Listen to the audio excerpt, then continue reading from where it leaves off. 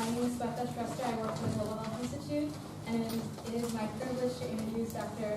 Reawakening, who is here as a visiting scholar for the Global Health Institute, for which he just finished up teaching a class on community health in conflict situations this week. And so he's here as a visiting scholar, and he has a medical background, and he also has a public health background. And he is the General Secretary for the Sarvodaya Shramadhana Movement, an organization that serves, that is present in over 15,000 villages in Sri Lanka, and they collaborate with organizations such as the World Bank, Asian Development Bank, and other international NGOs and private groups. In addition to, he does a lot of work as a physician facilitator in peacekeeping and teaching also.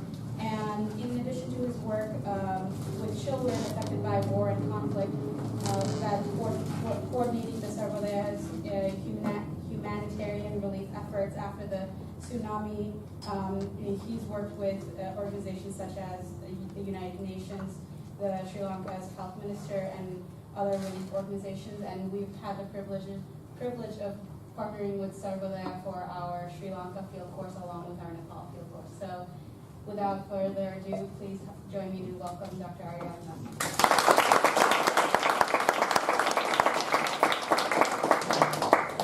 Thank you so much for that kind introduction, Sweta. I go on because there are more students who are learning Sinhalese, and our professor is, has done a great job, and some of them are very fluent in Sinhala already. So, good afternoon, and I'm deeply honored to be here today making this presentation. And I'd like to thank the Global Health Institute for giving me this opportunity to come all the way from Sri Lanka. I had a very rewarding experience the past 5 days. I was working with a group of students who were very interested in this subject, and I was able to share my experience with them at the same time learn from their experience as well. So I have been given this topic to share with you the lessons that we have learned from Sri Lanka, which is a country which has been affected by the conflict, an armed conflict, one of the worst armed conflict in the world for more than 26 years. And our movement has been an integral part of the peace building as well as recovery and reconstruction and reconciliation work in Sri Lanka. So I'm indeed very happy that I'm able to share that experience with you. So I'm going to actually discuss less of Sarvodaya's normal development work, but I'll try to give a general idea of our involvement, particularly in the field of community health. I hope you can hear me because there's no public address system, so I have to move a little.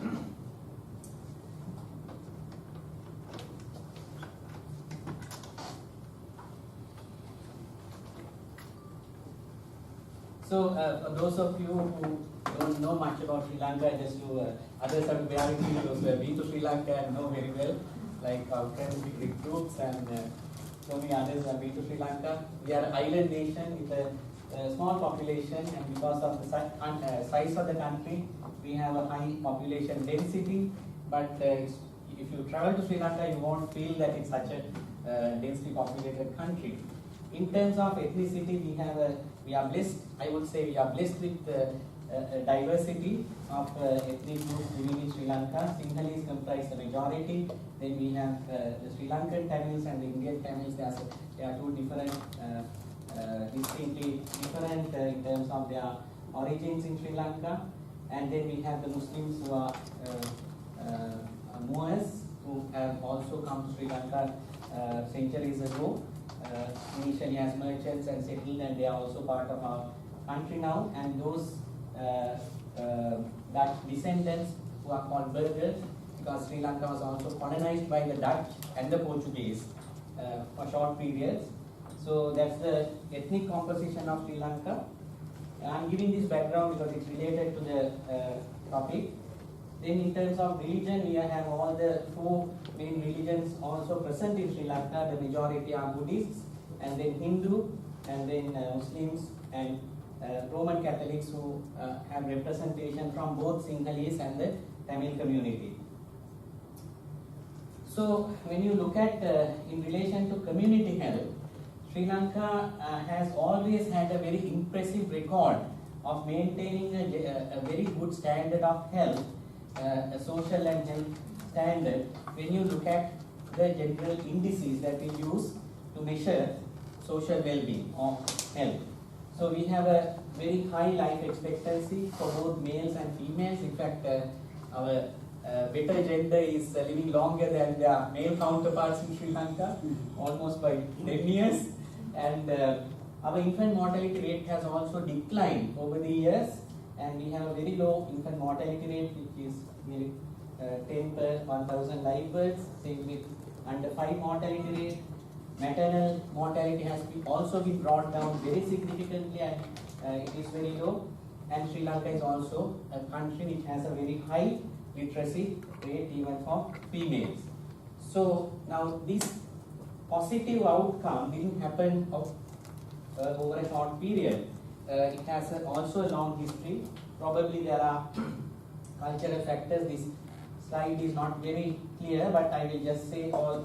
You can see the trend happening from early 1990s to late 1990s. Even before we achieved this per capita income of 3,200, we have already achieved, say, even when we were a very poor country, these social indicators were quite high, quite good. So our fertility rate has also come down, so population control also has been very effective. So this is again a graphical representation of how the infant mortality rate has come down. And what is significant is that even during the period of the conflict, from mid-1980s, it has still continued to decline. So I will explain to you why it has happened that way. So the population pyramid, we now have an aging population. The population percentage over 60 is increasing, and we have actually Sri Lanka is one of the fastest aging populations in whole of South Asia. So actually we were next to Japan in terms of having an elderly population, of fast growing elderly population. So we also have an opportunity because of this, because of the demographic that window we have of an active young population who can be really productive and contribute to economic development. So what is also significant is that this demographic change that has happened, although it is reflected this way, the conflict itself had a very heavy toll in terms of lives. More than 100,000 people have been killed, and a lot of young people have died from both Sinhala and Tamil communities. So we don't know exactly how that is going to impact. We have to wait and see how these fertility patterns also change, because during the last 5 years or last 8 years since the end of the war and the post-war period, there are certain social and cultural factors which have also affected the demography. Now, how this positive development came about, if you look at just for a moment, if we leave conflict out, Sri Lanka achieved what we call a good health at low cost. So this was a great achievement for a country which was still considered a poor country. I would rather attribute this achievement to our socio-cultural milieu. We have Hindu and Buddhist traditions which were very promotive of health, and preventive health in particular, maintaining good health before you get sick, has been rooted deeply in our culture. So then we also attribute, because what I'm trying to argue here is that the healthcare system, although played a very critical role, was not the main reason why we ended up achieving these good social and health indicators. Then we had a democratic system. When I say we had some challenges with regard to democratic practice in Sri Lanka, so it just slipped my the mouth. So the democratic system actually contributed significantly. We had universal franchise since 1931 or 32. Even before we gained independence from the British. We gained independence in 1948, but the British under a certain constitution, we got the right to vote. So it's very significant that even the females got the right to vote, which is very rare for our part of the world. And I think even some Western countries didn't have franchise for women.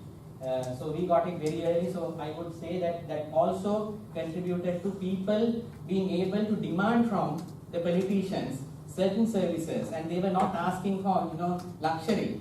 They were asking for basic healthcare, education, food subsidies. All those things were possible because people could change their elected representatives if they do not deliver. Now, of course, we have a different system altogether, but this democratic governance really contributed towards achieving all these good social indicators. Then, of course, the healthcare system. Both health and education in Sri Lanka are free, universally free, up to university level. You don't have to pay any tuition fees or your healthcare. You don't have to pay. It is all covered from taxes. But of course, there are serious problems. But by and large, we are very proud as a nation that we have a very good universally free education and healthcare system. In addition, over the years, since independence, to protect the vulnerable groups in our country, particularly the urban poor, the rural communities and plantation communities, certain schemes were there to subsidize with basic protein and carbohydrates in the form of various food preparations, or certain staple food items like rice were given at a subsidized price.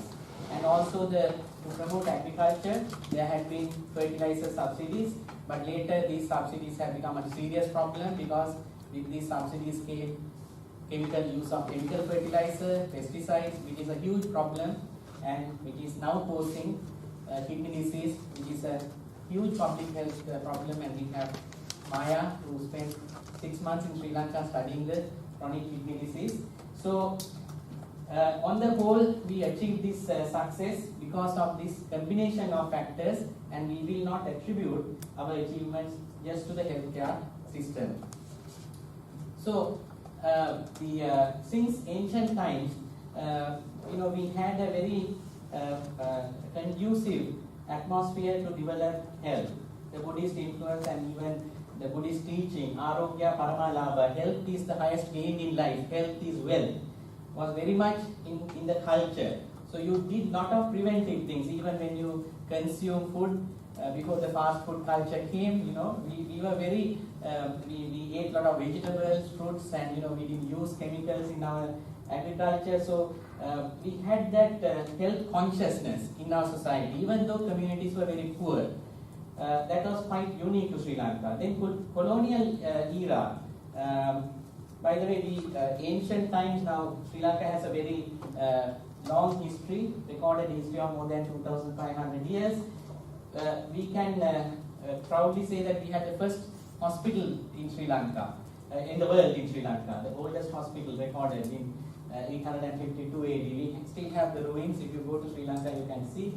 And then during the colonial period, of course, started with the Dutch.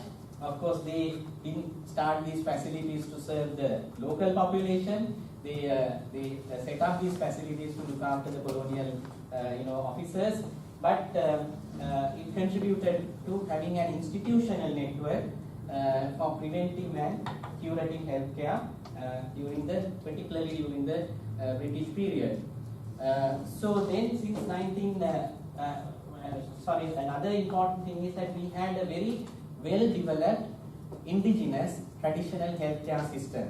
We of course had the Indian Ayurveda system, but we also had certain local systems of healthcare which were quite advanced, and those also coexisted in parallel with the Western allopathic medical system, which is very unique. And there are also cross-referrals happening. Sometimes even the physicians who practice Western medicine, after some time will say, okay, now you go and try this Ayurvedic medicine for certain things, and vice versa.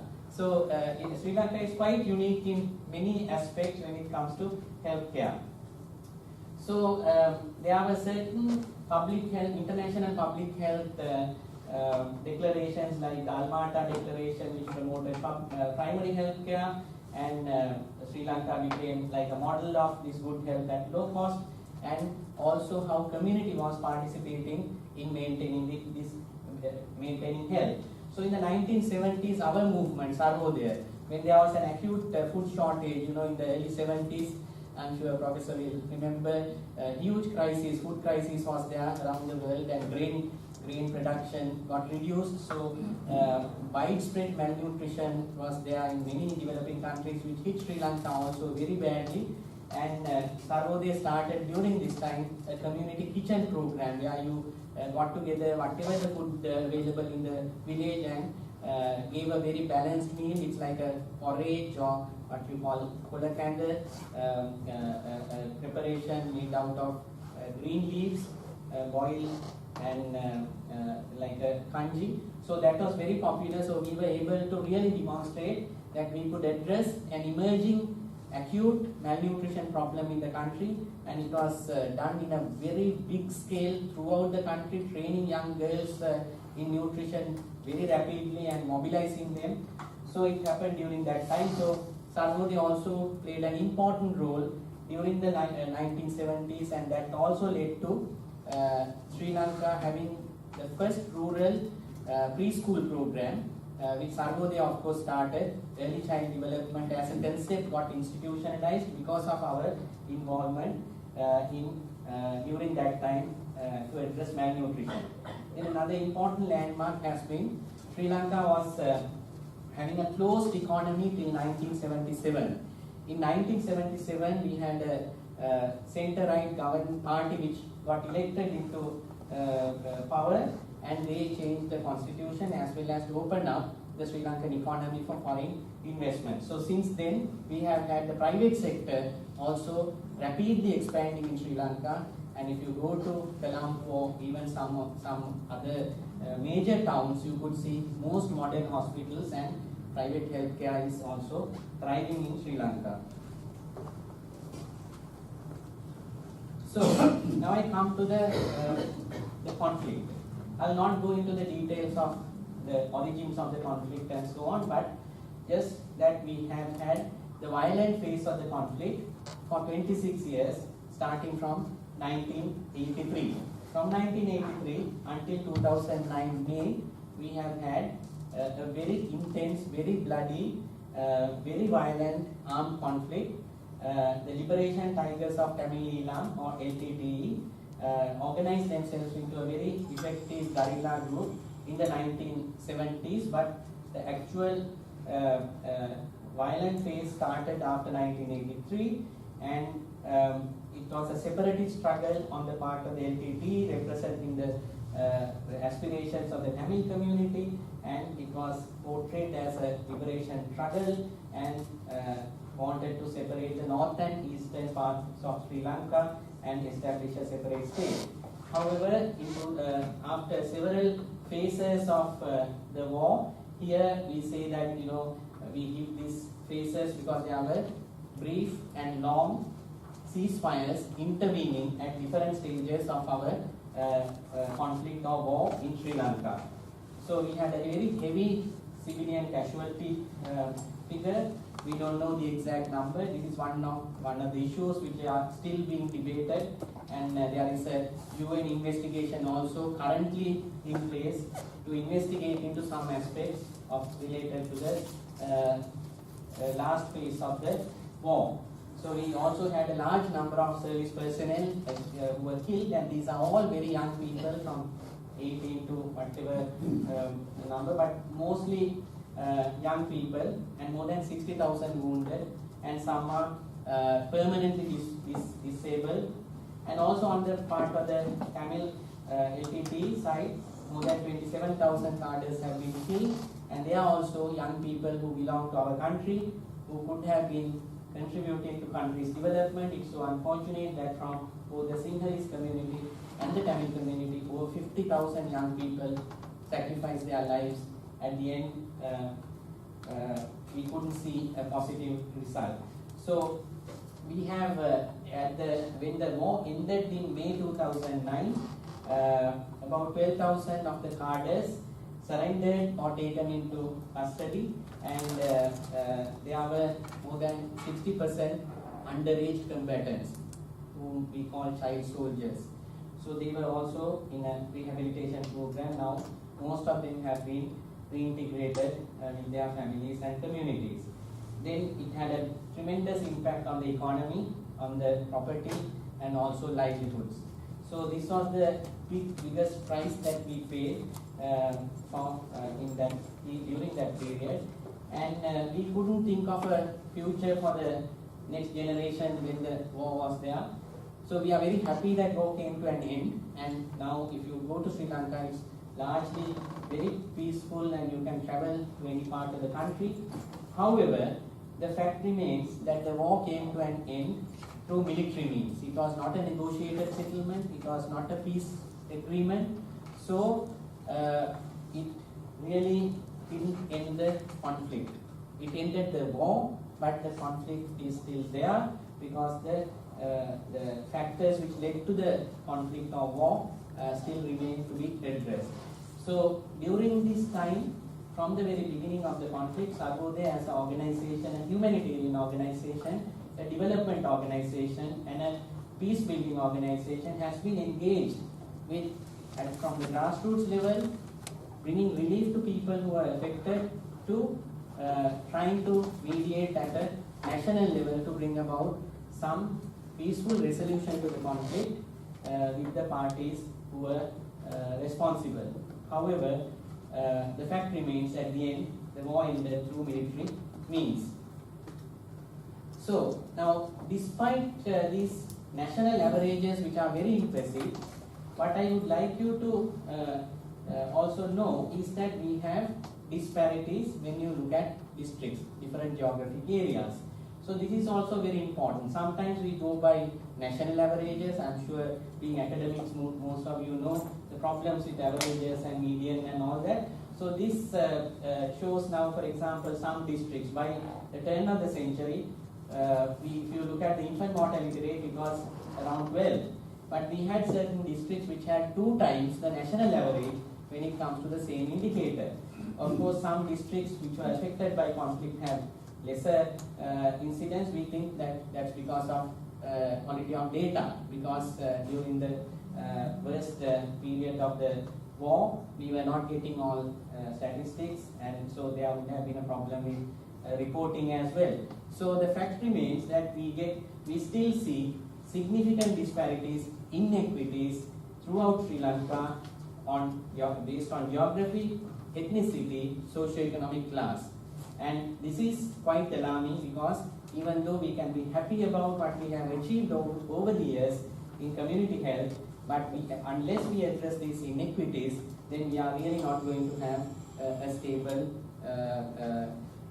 situation with regard to healthcare. So this is another indicator where I want to really show that obviously the northern province, the northern and eastern provinces were very much affected by the conflict. This is a map which depicts food security.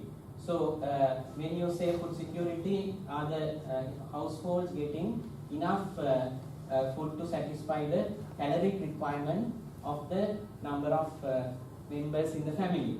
So in the north, the entire province is red, that is they are most vulnerable, they are not getting during that time the basic nutritional requirements.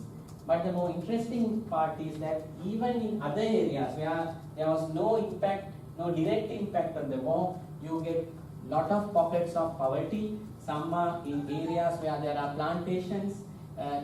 These plantation Tamils I mentioned to you as a distinct ethnic group. They were brought down by the British to work in tea plantations in the 17th century, and they settled, and they are a distinctly disadvantaged groups because earlier they didn't even have the citizenship, so they were deprived of certain services. But since 1970s, the government really committed to bring services to these communities, and we had seen significant improvement. But despite that, even other areas in the south, in the dry zone, we have serious problems and they are poverty-stricken areas. So the conflict, of course, conflict affected areas in the north and the east are also definitely deprived, but also there are other areas in the south which were lagging. So now coming to providing health care during the conflict, the May 2009 marked the end of the war. The whole situation changed with the population who were displaced from these areas finally ended up in a district called Vavonia in a few square kilometer area, because when LTT was retreating, they took the civilians with them from the western coast of Sri Lanka, from that district Mana, all to the central part of it, and then finally the war ended here, and more than 200,000 people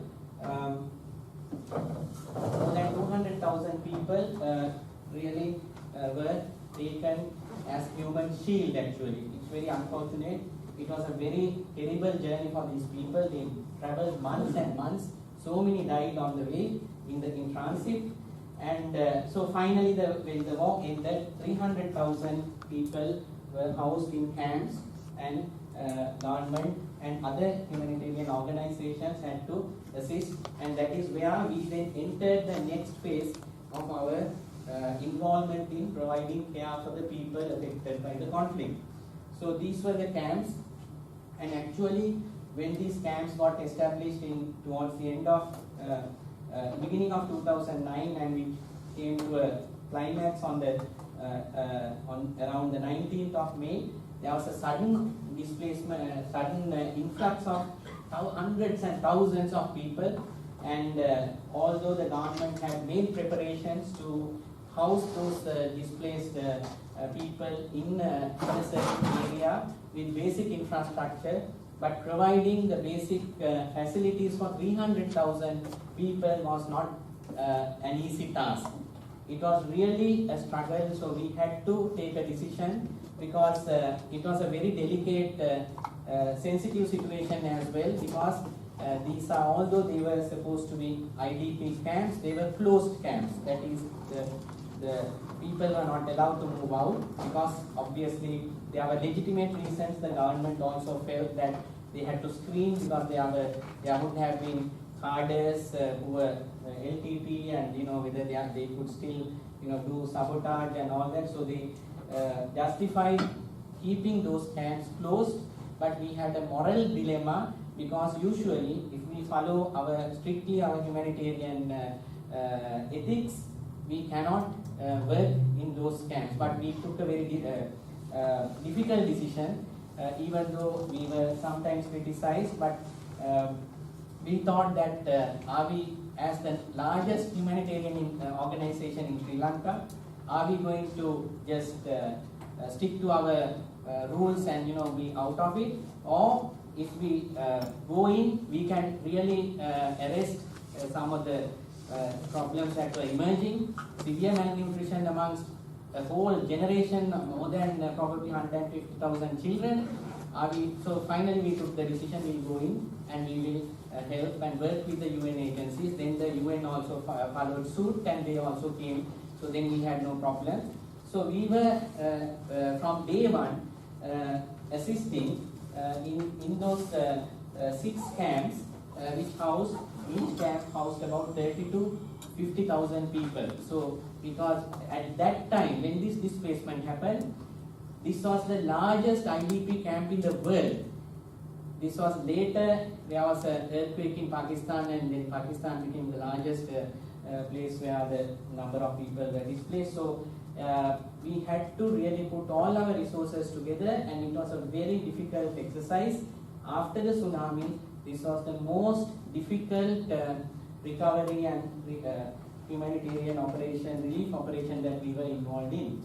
So these were the camps which were demarcated by clusters, and we went in, and there were these needs from food, nutrition to all these other needs, and of course the being displacement as a result of an armed conflict. We had a lot of trauma to deal with. There was people were looking for their relatives who died. So it was a very, very complex situation. It was a complex humanitarian emergency, and we had to also really train our staff, and our staff also had to be specially looked after because they themselves were getting traumatized, seeing the trauma of others. So it was a very difficult exercise, but we are very happy that we were able to somehow contribute. You can see the large area extending, about 28 square kilometers, and this district itself had a population of less than 150,000. So you can imagine the population which came into the district was double the number of people who were living in that district. And you can imagine how to feed these nearly 300,000 people, the logistics involved in bringing in food, going, calculating the amount of food, the firewood required and all that. So it was a nightmare actually. So we tried to help in the communal cooking, nutrition rehabilitation program. I'll explain that in a little while. Water supply, there was a stream from which we had to draw water, and that water was not safe, and you have to have clean drinking water. So we brought experienced organizations like Oxfam, which brought engineers, and we could have water purification plants put up within 24 hours. And so I think everybody worked very hard despite the trying conditions, and we were able to somehow meet the needs of the people. And after they came to the camps, I think the mortality, I don't have the figures with me, the mortality significantly declined. So these were the communal cooking. We had to improvise certain things. For example, to cook for this such a large number of people, the government divided the camps and gave responsibilities to different international and national NGOs. So when we were entrusted with one camp to feed about 30,000 people, so when you are assigned to that particular part of the camp, you are responsible for raising funds to bring the food, getting the food cooked, and then systematically feeding the people. And I must say, I will give the entire credit to the people themselves. Though they had lost everything, they had come here with only what they were wearing, the resilience they had. We can't give the credit. The credit goes to these innocent people who lined up, even without anyone directing them to have a queue. Humble, lost everything, and they also participated in cooking. Here we got, because after we were entrusted, we didn't have enough cooks around to bring, and we can't also get these people also to be directly responsible. I made an appeal. We improvised things. We were thinking now, where can we get cooks who have experience in cooking for hundreds of people? So we suddenly remembered that 5-star hotels have chefs, and 5-star hotels, they cook for 500, 600 guests for big wedding parties. So there was a chef's guild. They had a union. So I called the person, said, now this is the time. You say yes or no. I have to look after this number of people. Can you organize in rotation chefs from all the 5-star hotels for 3 months? Because we didn't know how long this was going to go. So they agreed. Then the chief cook from Hilton, actually he was from Hilton, he said, okay, let's give it a try. Then he went with me in my jeep. I went there and I showed the thing. Then they were amazed how initially people were managing. Now here they are cooking rice, and they were not cooking the rice in a pot. Usually, you put the pot at a height, not on the ground, and then put the firewood. So they were surprised that they had dug a hole and put the pan on top. He said, why do you do this? You have better efficiency, fuel efficiency if you put it up. And then this man says, sir, now there's high wind. This is dry weather. Look at the tent here. and there are hundreds of tents. If there's one spark which go and drops on the roof of this tent, the whole place is going to go on fire. But if you dig a hole, it's fine. So even the 5-star chefs, learned something from the IDPs. So, but it was so rewarding that they came and helped. And 3 months later every big hotel in Colombo wanted to join because it was a prestigious thing. So then what they did was, it was not only the cooking, they got the food also. They got eggs and so they organized through their own families. So I only had to provide the transport, and of course there was a security procedure, and so it was. But anyway, we improvised, and we were also working with Oxfam to provide water supply. So now this process went on, and you can imagine providing toilets for 300,000 people, and we also have to follow certain standards. You have a ratio, say for 50 people, 1 toilet. So initially you can't have that ratio. There's absolutely no way. From where are you going to get all these food and these sheets and all that? So initially they had 1 toilet for 200 people, but within few weeks we were able to bring it to an acceptable ratio. So we had volunteers working day and night, and they came from the same area, and also we did other things like keeping the education. Now these children who ended up in these camps, they didn't know when they were going to start schooling again, because they are hundreds of kilometers away from their original places of residence. So we started a mobile library just to keep that habit of education, reading, and but of course again the credit goes to the people themselves. The Tamil community in particular values education so much. They had so many teachers who were displaced with the others. So from the day after, they started classes under trees, and we were just giving the books, and it was just happening. So they tried to somehow maintain normalcy at a time when conditions were not at all suitable to have any kind of normalcy. So we had other medical programs as well. So the other thing was the nutrition rehabilitation. Now, when these families were moving from one district to the other until the LTT, because the LTT didn't allow them to be also leaving. So they were terribly malnourished. Even the mothers who were lactating, they were malnourished. So we had to identify the degree of malnutrition.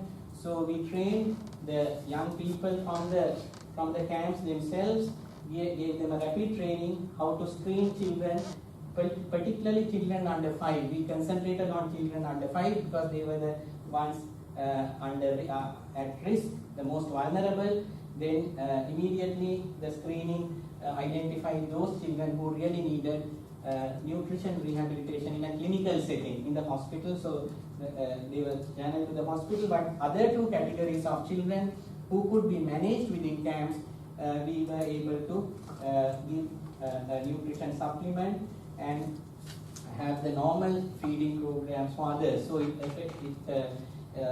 was very effective. The acute malnutrition rate, which was around 30%, we brought it down to less than 5% within 3 to 5 months. So it was a great achievement. So then what happened was, these people, 300,000 people, had to now go back to their original places of residence. It was not easy. So, but the problem is that if you look at the geography of Sri Lanka, we have 25 districts. There are 5 districts in the northern province and 3 districts in the eastern province. But there are 4 districts which are bordering the conflict area. They are largely mixed communities: Tamil, Muslim, and Sinhala. This is mainly Sinhala. This is also mainly Sinhala. Here is Muslim and Sinhala. So they were also affected significantly. Sometimes there were attacks on civilians. There were bomb explosions. There were massacres. So they were also very much affected. So even though the entire area was affected, it was not to the same degree, and the types of problems that they were facing were also different. So we had to somehow tailor our interventions to those areas. So Then after 6 months, we had to be working nearly 5 to 6 months. By December 2009, people were allowed to go back to their places of origin. But the most challenging thing in this return process was, of course, the housing. I'm only taking the northern example, northern province as the example. More than 150,000 houses were destroyed, about 100,000 houses totally destroyed, 50,000 houses partially destroyed. So how do you put up those houses? So you had to have a interim arrangement before you go into permanent housing, because building 100,000 new houses is not easy. From our own experience after tsunami, we built about 10,000 houses. It was still a nightmare. So building 100,000 houses was not easy. But the challenge was that by this time, the government didn't want any NGOs to get involved in the rehabilitation program. There were restrictions because the government was worried about certain accusations, accountability issues, so on. They didn't want the international NGOs in particular to interact with the local community. So we were faced with the challenge how to help in this process. Unlike during tsunami, we didn't have also the resources. The donors were refusing to give money because the government didn't give access to foreign organizations and even sometimes to UN. So in the return and resettlement, of course, the key issue was landmines. Sri Lanka, particularly LTT and also the army, used landmines extensively. And also not just landmines, but what you call improvised devices. They were all over the place, explosives. So, however, to the credit of the government, by January 2010, these black areas were the areas where you had to have demining. But a lot of Japanese government and US government put in a lot of money for demining, and rapidly army and few international NGOs who were specialized in mine clearing did the mine clearing very fast. So the people were then able to return. However, parallelly, Sarvodaya did a mine risk education program for the community, because even though you clear the mines, you will always have unexploded grenades sometimes, and the children in particular will not know that it is an explosive device. So we had to have an education program. We had street dramas, posters, and sometimes exercise books with printed messages on with pictures, with photographs that they could identify. So parallelly, we were able to have this mine risk education program, and I'm very happy that the victims, the number of victims are very less than 20, I think, since the end of the war, which was unbelievable because we were told at one point that Sri Lanka had the highest concentration of landmines next to Vietnam and Cambodia. So we were very happy that we were able to get over that. Then all these other services we had to provide, and sometimes certain needs that have been overlooked. For example, when people get displaced, they don't carry their birth certificates, bank documents, property deeds and all that.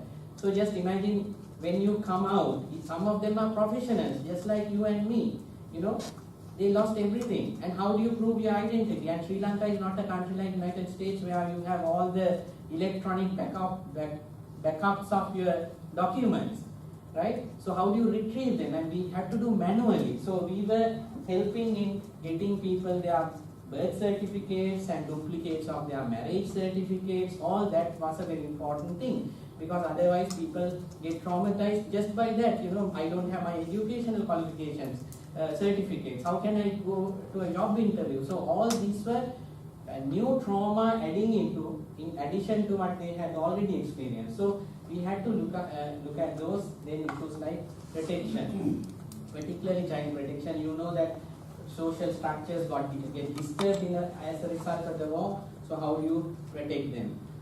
So we had to address these physical and psychosocial problems. I'm not going into details.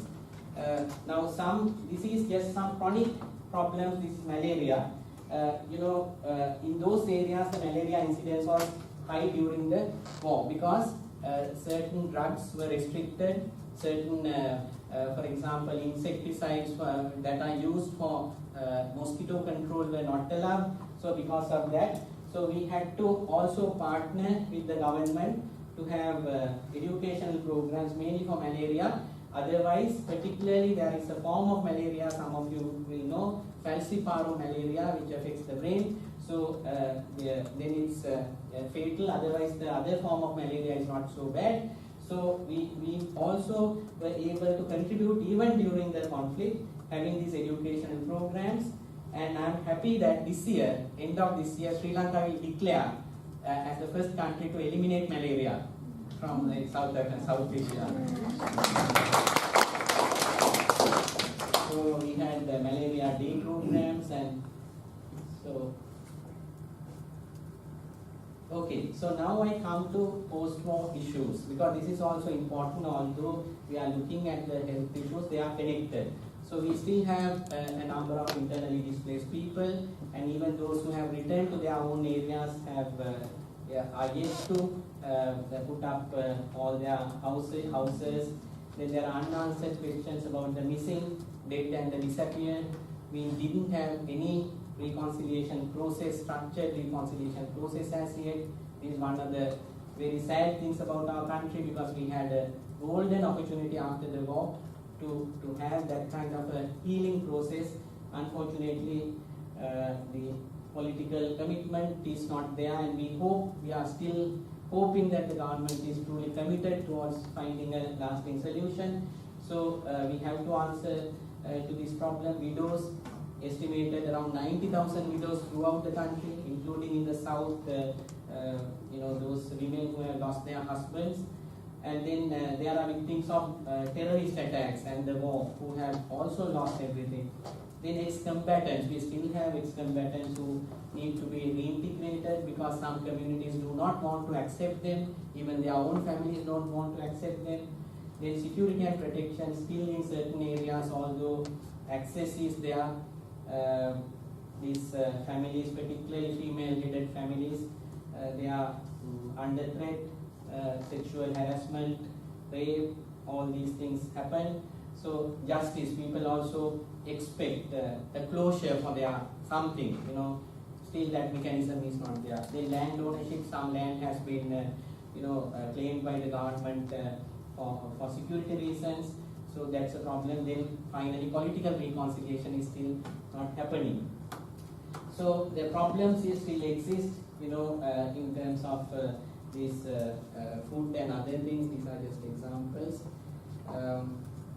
So our response has been, as an organization, during any disaster, whether it is the natural disasters like tsunami or armed conflict, we were having what we call 5R approach, that is relief. Immediately you provide whatever the assistance for survival, then rehabilitation, trying to restore, get the people to return and start their lives, then reconstruction, putting back the facilities and infrastructure with the help of the government and other agencies. Then we also believe that there has to be psychological healing.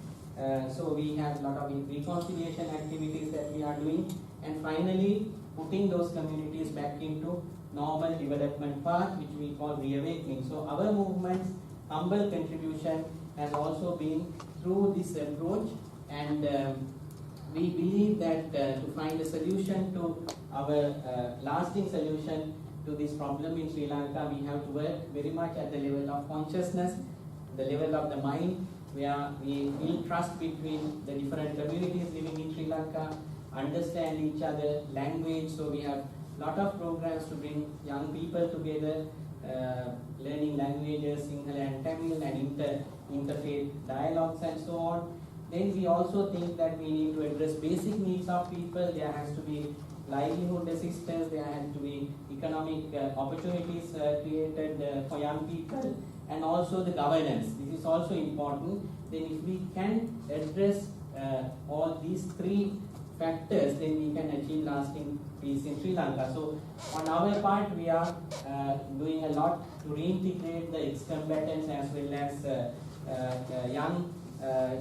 youth who have now been out of this war mentality, providing them with new opportunities. It's not just the traditional trainings like the sewing and masonry, but we also have young women who go for this beauty culture, makeups and all that, and it's a big, it has a big demand, and also technology related training, software and hardware, computer hardware training, then youth exchange programs as part of this healing to bring about understanding between communities. So this psychosocial healing at a community level, whilst we are doing these direct interventions. So finally, the reawakening is really addressing these three factors. So we have all these programs that we do.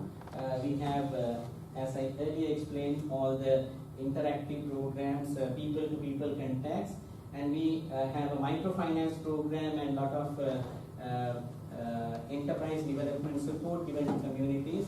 And we try to also lobby for devolution of power and have governance really devolved to the lowest level.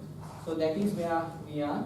So in general, we have other challenges: the demographic transition, the epidemiological transition. That is, we have a disease pattern which was earlier based on infectious diseases or communicable diseases. Now we are shifting more towards non-communicable diseases. Then socio-economic and political transition. Our environment has also changed a lot, the impact of climate change and ecological transition. So we are going through this transition while we are addressing the post-war issues as well. I will not go into details, I have touched on the same thing earlier. I like to finish with this slide.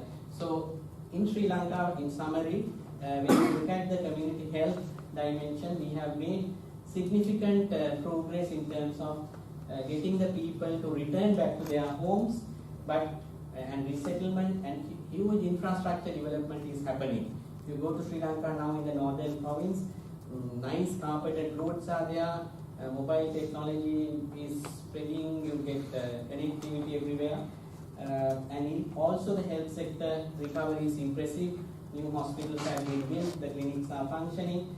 However, there is really slow progress towards reconciliation and addressing the root causes that led to the war.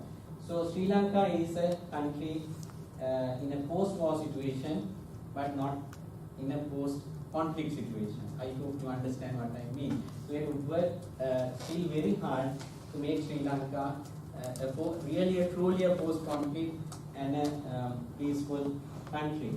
And the most encouraging thing is that there is firm commitment from ordinary people towards building lasting peace in Sri Lanka. So on that we are working, and that's what I have to share with you, and I'll be very open to answering questions. Thank you.